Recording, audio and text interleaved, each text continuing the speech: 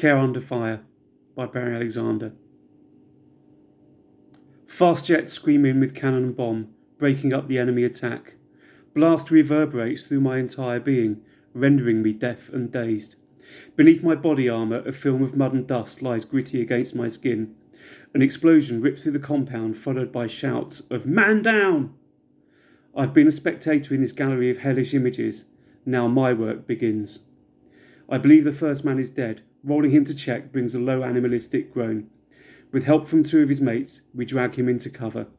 I start to check him over when I'm told of another casualty. That's 4 this morning. How many more? Are we going to get out of this alive? Will I be next?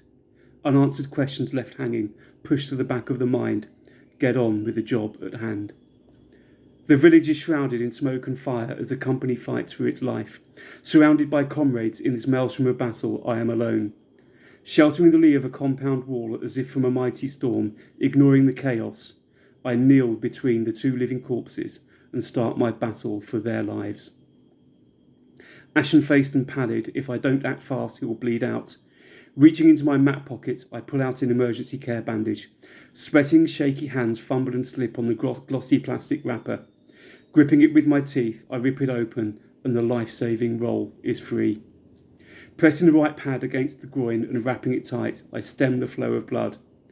Binding his legs with cas straps and a jimpy sling, all seems good, radial pulse present. "No morphine, boss," he tells me. I turn to the other man. He is getting worse, gasping for breath, with a look of terror in his eyes.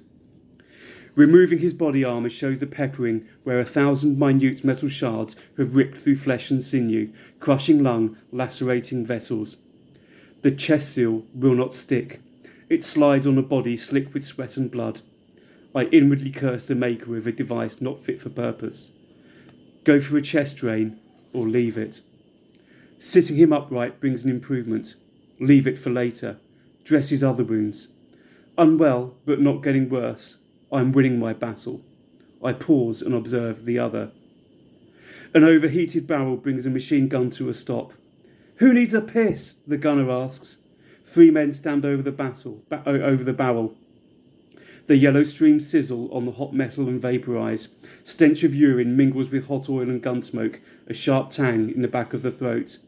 The gun roars back into life to cover our extraction, carrying stretchers out under fire. 2 live casualties are strapped to the CSM's quad bike and taken to meet the helicopter.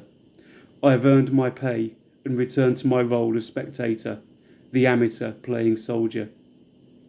Once contact is broken, I trudge back to the camp at the rear of platoon. A film of the action replays in my head. Hope I have done enough.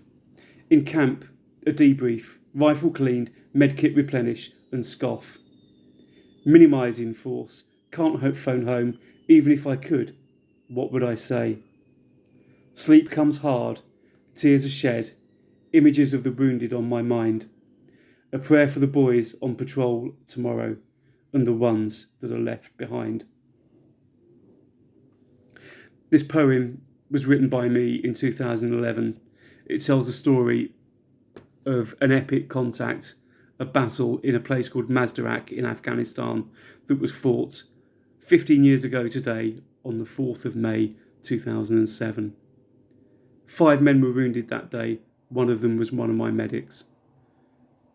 I'm so relieved and grateful that all of those men survived, and it's great to see them thriving in their lives with families of their own, grown men today. Thank you.